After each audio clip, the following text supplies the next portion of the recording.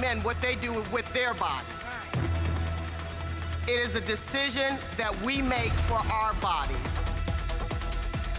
Democratic legislators held a press conference today announcing their goal to repeal Georgia's abortion law. Good evening and welcome to Lawmakers on day 6 of the Georgia legislative session.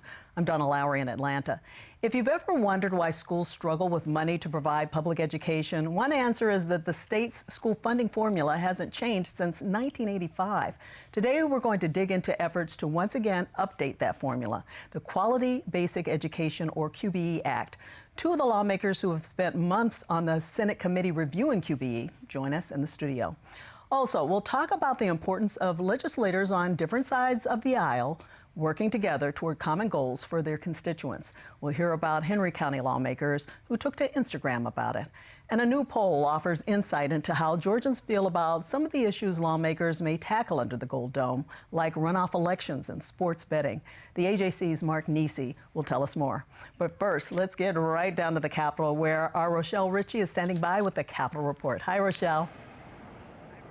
Hi, Donna. A pretty busy day under the Gold Dome as lawmakers push for better efforts to help those fighting addiction and the never-ending battle over abortion rights. When repo rights are under attack, what do? Stand up, fight back. No, we say enough is enough. We're gonna get it done. Wearing green bandanas on their wrists, the designated color of support for reproductive rights, Senate and House Democrats are once again fighting for a woman's right to choose. Everybody, whoever they are or wherever they're from, must have freedom to make their own decisions about their bodies, lives, and futures. On the south steps of the Capitol, Senator Sally Harrell, Representative Shea Roberts, joined by other lawmakers, announced they're filing to repeal House Bill 481 and other anti-abortion restrictions. It goes beyond just repealing HB 481. It demands that the state can't mandate that insurance companies or Medicaid can't cover abortions. That's one of the big issues, is that affluent folks can afford to go get an abortion, but there's been lots of folks in Black and brown and our more vulnerable communities who have not been able to afford abortion even when it was legal, and so we want to make sure that that access is available to everyone. The legislation declared the Reproductive Freedom Act would prevent doctors and their patients from being prosecuted for having or performing an abortion or loss of pregnancy. The act would also expand access to abortion care across the state.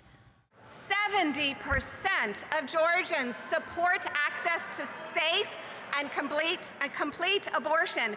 The majority is clear, crystal clear. It was Georgia Addiction Recovery Awareness Day at the Capitol. At a press conference held on the South Steps, it was announced that a statewide bus tour will take place in September to engage communities and celebrate recovery. A partnership of the Georgia Council for Recovery, the Department of Behavioral Health and Development Disabilities, and the Clinton Foundation would be sponsoring the tour. The coalition raised over $1 million to help supply first responders with Narcan to keep in their vehicles. And there was more good news. This state will soon receive $636 million from a lawsuit with manufacturers and distributors of opioids. That is real money that will help those in our communities who have felt the devastating impact of this crisis. This money will not only improve lives, it will save lives. On the Senate floor, Senator Lee Anderson used the occasion to tell the moving story of his family's struggle with alcohol and drug addiction. His daughter was a successful college-educated accountant. One of our own family members, one of our own cousins, introduced her to meth. Needless to say, Katie lost her house, lost her job. Then she went to the Hope House to turn her life around. But at the same time, ladies and gentlemen, we found out that Katie was pregnant. Not only pregnant, but pregnant with twins. Both children were lost shortly after birth due to their mother's drug use. But he was proud to announce that after receiving help at treatment facilities across the state, both of his children are now living productive, addiction-free lives. Anderson proudly showed off their latest success, his newest granddaughter. This is Allison. This is April the 12th of last year. The Lord blessed us with our granddaughter. Ladies and gentlemen, we go every night. We have supper all together as a family. When we get through with supper, we clear the table. We put her on the table and we let her entertain us. But I want to close with this. Each and every one of us deserves a second chance. Thank you. Wonderful news for his family. Now, also today, Senator Brandon Beach's office announced Senate Bill 7, which imposes a mandatory minimum 10-year sentence for using a gun to commit or attempt to commit a violent felony. Donna, that is my Capitol report. Back to you. Thank you so much, Rochelle. So Governor Brian Kemp recently announced he's calling for fully funding Georgia's Quality Basic Education, or QBE. What does that mean to Georgians with children in schools and educators? Here to explain that and more, our Republican Senator Mike Dugan of Carrollton. He's chairman of the Senate Study Committee on Education Funding, and Democratic Senator Nan Orrock of Atlanta, member of that study committee. Welcome to Lawmakers to both of you. I appreciate having you here. So Chairman Dugan, we're going to start with you. The tough question, because understanding the state's funding formula is complicated. There's a lot involved with it, and even people who are involved with it have a hard time comprehending it. Can you explain it in layman's terms? No. No, it's pretty comprehensive. It is very, very detailed. It covers a wide array of areas that are critical to educating our children. That's one of the reasons it hadn't been changed significantly since the 80s. And I think Senator Orrock and I, she's heard me say several times now, we're not attempting to dump the QB formula as it sits right now. We're attempting to bring it up to date to meet the needs of that stuff that is prevalent now that was not as prevalent in the 80s when it first came out. There's a lot of good to it. There's a lot of positives to the QBE as written, and I think the senator was a part of that when it originally came in. So my hat's off to them to be as forward-thinking as they were with a lot of the process that they put together. Yeah, 40 years ago, we didn't have the internet. We didn't have a whole lot of things, right? So you came into the House. You're now in the Senate, but you came in the House in 1987, 2 years after the funding formula came into play. So what has been the problem over the years in getting those changes in as time has changed? Well, I think we're going to make progress by tackling some high-profile issues that our study committee identified. When you attempt a gargantuan effort, it takes multiple years, and we've seen those efforts not yield the fruit. Governor Deal had a Education Reform Commission. Spent much time and made some great recommendations. They were not all incorporated. They were not.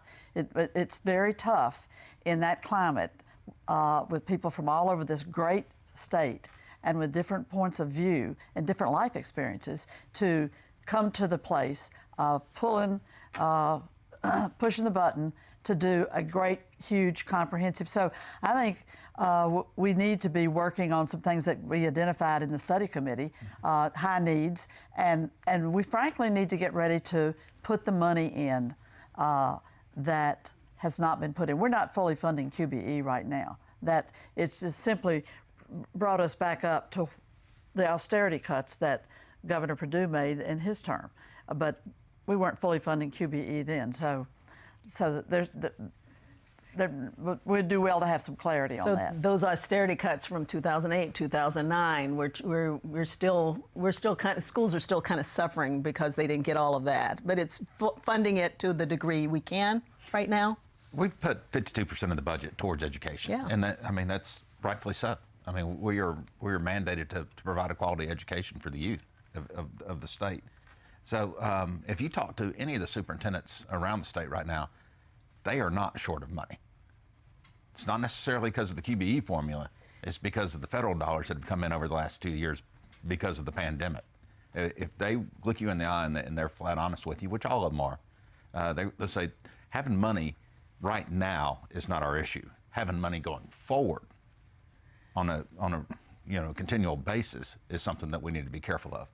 But what we're looking at, and I think Senator Orrock referenced it, is there are two areas right off the bat. You talk about school counselors and you talk about school psychologists. And everybody thinks about school counselors as providing support and mental support for our children. That's not what they do that. That's not their job. Their job is for testing and academic advancement of the children through the school. The school psychologists are for mental health. I think regardless, both of them are woefully inadequate between the numbers of those positions that are in the QBE and the number of students that they're supposed to take care of. Yeah, so what you're talking about, it sounds like, is chunks, not redoing the entire, all of QBE, but finding the chunks that are needed that you need to bring up to date. That's right, and we need to deal. We are in a state where there's high poverty populations, and one of the things that was really brought to our attention was that so many states have more than 40 states have put in a weight in their formula to provide more money where these high poverty populations are in school, because they come to school less equipped and they test more poorly than students from high income families. And when you invest money in that population, you give them the ladder to move forward. Yeah. I think a part of it is, and I worked within the school districts for a while, and I've covered education for years. Part of it is that this state is so different. There, all over the state when it comes to the different school populations. So you've got rural, you've got the urban and suburban, and all of their needs are different. And the formula was made, wasn't it the purpose to make sure you were kind of equalizing that around the state initially? Wasn't that what the goal was? Yes. Right, making sure everybody got their fair share. Yes, it was, still is. And that's why I'm saying it's not a massive overhaul. Senator Orrock was talking about, and I think you'll hear it referred to as the poverty index. We are still, with the Department of Education, still coming up with some ideas on how we can best implement that across the state. Because she's absolutely right. There are up to, I'm not sure it's 40, but it's right at that number. They're all different. Which formula is the most appropriate for Georgia? How do we make this specific to meet the needs of, like what you're talking about? Because we are a very diverse state geographically, with between the suburban, urban, rural, mountain, farming. It's all over. That's what makes us great, but it also presents some challenges. Is there anything to deal with the technology piece you mentioned? That's the fourth leg. Okay. The fourth leg is nowhere in the QBE is technology taken into account. So it didn't exist. No. I don't remember when we got emails, but yeah, it didn't exist then. I think it was the early 90s. 40 years maybe. is a long time ago. There's been massive progress in technology and the modern world we live in. And again, that's a place that, as Chairman Dugan said, there was that language does not appear in the QBE of 40 years ago. And so schools have to shoulder that and figure out ways to piece together the money. And frankly, we stayed on our bus transportation. The state's been putting in the same amount for the last 20 years. But the school systems who have to transport the children, and they're mandated to transport any child that lives more than a mile and a half from the school. And rural areas have massive school. But we heard students come and say, and teachers as well, that you have to run their buses in 2 shifts because their buses are limited in number and breaking down. We've got real old buses and not enough of them. And that's one example of where the funding has not kept up with the need.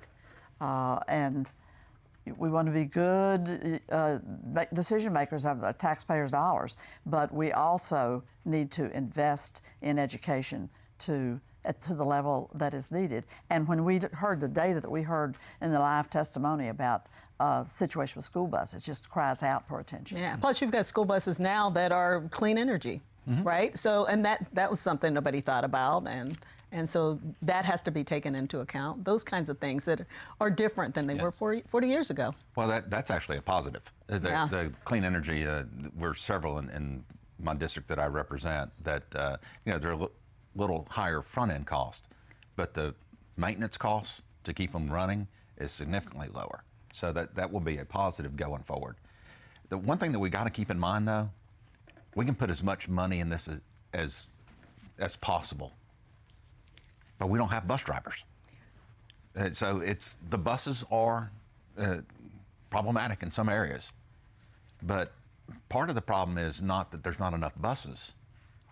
That's not why they're always running 2 shifts. Part of them is because they don't have enough bus drivers. And so we need to figure out how to incentivize those to come back in, and that another group is taking up that issue to look at that, how to bring them back to actually supporting the kids so we can alleviate some of these issues we have going. Yeah, workforce issues seems to be one of the big issues top of the line. In the General Assembly this session on everything. And frankly, there's another, there have been recent raises in the budget for teachers' salaries, but we're not where we need to be. Teachers as a group do not, for the education that they have to be in the classroom, the other professionals with the same kind of educational qualifications are getting paid more. Now, we used to say we'll give a great retirement with cost of living. That got taken out of the budget. So you have to, everything is, as the old song goes, the hip bone's connected to the thigh bone, and it's absolutely true. It's all connected, and you have to look in a real fulsome way at how we're training teachers. And if we're paying, people will come back. Right. Well, I'm glad you guys had spent the time looking at this, and we'll see what happens with this. Thanks for coming on talking about it. It's an important issue. It's a very important issue, and voters care mightily, and they do. And we can do better. Okay. And we'll see you. We'll hold you to that. I know you will. So thank you so much. Coming up, we'll talk about how Georgians responded in an AJC poll about issues such as runoff elections and sports betting.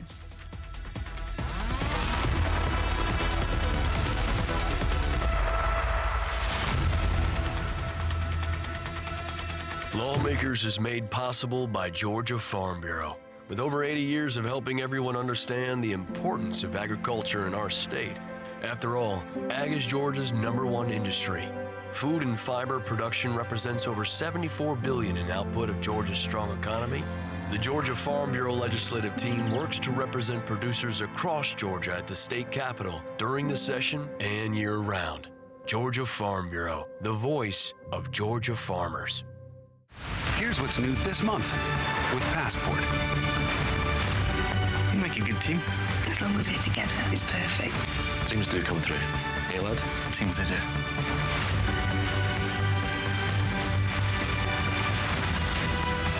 Something deeply dangerous is happening here. This is just beginning. These and all your favorite shows are available with Passport. Support your PBS station and stream more with Passport on the PBS app. My heart is racing right now. Fasten your seatbelt. This season we have 21 incredible guests. It's wild. It's really something. And there are so many highlights. I feel like a time traveler. You're uncovering the truth. These are consequential things. Yeah. Mind blown. What do you have? Spies working for you? How did you find this? Oh, look at everybody. You have a DNA cousin. Oh my God! That's Bill Hader. You know him? Of course. I wish my mom could be here to see this. What? That's very moving, actually. Your ancestors came on the Mayflower. I've got history. I feel the presence of all these people. What a treasure. Those are some of the incredible stories of the new season of Finding Your Roots. Tuesday on GPB.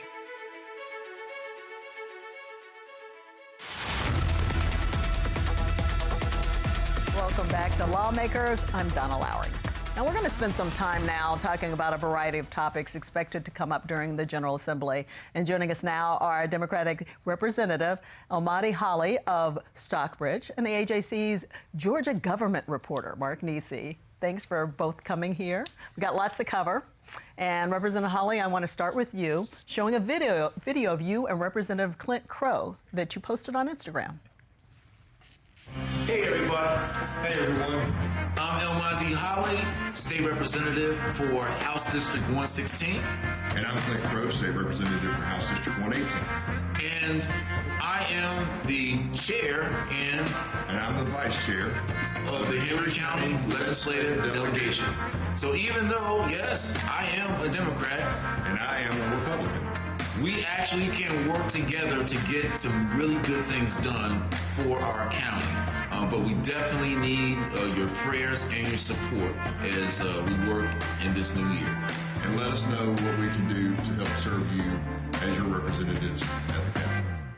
Great job, like TikTok stars now or something like that, and Instagram stars. So I do want to know, did you have to practice a lot? No? Actually, you know, when you're running for office, it definitely gives you a lot of practice before you get in front of a camera. I bet. Let's talk about some of the issues that you will be getting together with in a bipartisan manner. Yes, certainly. In Henry County, the second largest, fastest growing county in the state. So there's some big issues. Yeah, it's a lot of big issues. I think even over the summer, I believe we may have even eclipsed Gwinnett in terms of the fastest growing. Not the population size, but certainly there's a lot of growth. I think if you travel on I-75, whether you're leaving or going, I jokingly tell folks, you will stop in Henry County.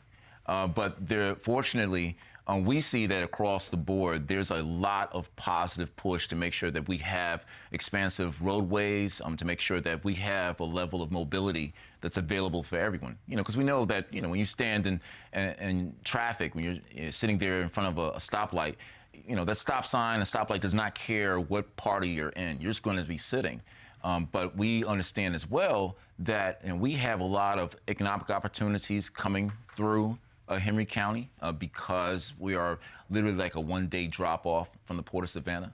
And because there's so much infrastructure needing to be built there to be able to accommodate the people who are coming in, we realize that is going to be an all-hands-on-deck need, and that is going to require a lot of participation from either party. Yeah, so I love the fact that you see legislative delegations come together, and you guys have. So, Mark, I want to turn to you for some issues that may spark some disagreements on this side. The AJC surveyed Georgians on their priorities as legislators craft new laws in the state. And let's start with how the poll was conducted briefly. Who was polled?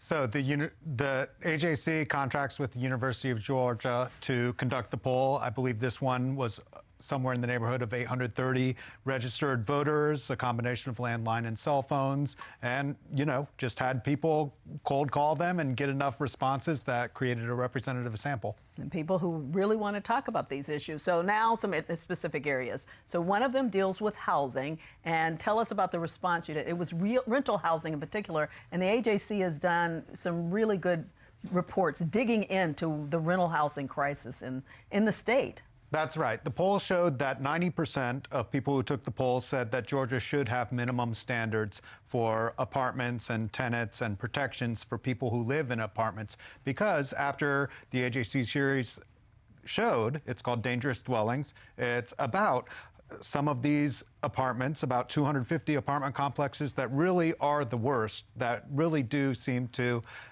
foster crime and poor living conditions, where you have apartments and residences where the landlords don't take care of their properties. And what happens then? You have people living in poverty, and then that attracts crime, and it creates this cycle that does make society and communities worse. So I think there is a recognition among Georgia voters that perhaps it's time to do something about it. Yeah, so we may see something this session. I want to ask you about Henry County, just briefly. You guys have a moratorium right now on just building townhomes and apartments and all, and not because of dangerous situations, but just because of growth, right? Well, it's because of growth, and I believe that a lot of residents understand that because we have compacted roadways, and oftentimes it's really creating a problem, because when you have exceeding amount of people coming in, you have growth that is rapidly taking shape, that is going to put more people onto the roadways. And even granted,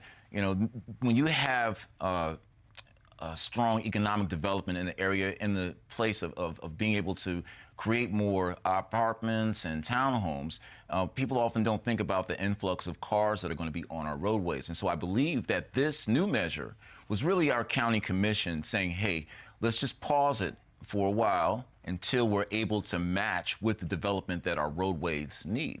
But I think, when I look back just for the previous session, I remember a bipartisan bill that was actually co-sponsored by the current vice chair of the Henry County local delegation, Representative Clint Crow, of House Bill 1405, which allowed for zoning restrictions, some reforms there, to allow for not only that home rule, that doctrine that allows for public hearings, to make sure that we look at those zoning restrictions in place so that we can provide opportunities for affordable housing. That's something that it did get passed, but we just want to see that it's going to allow for people to have all eyes on how we do our zoning restrictions and making sure that we have affordable housing available for people. Okay, I want to switch gears now to something else in your poll, runoff elections. What do people say?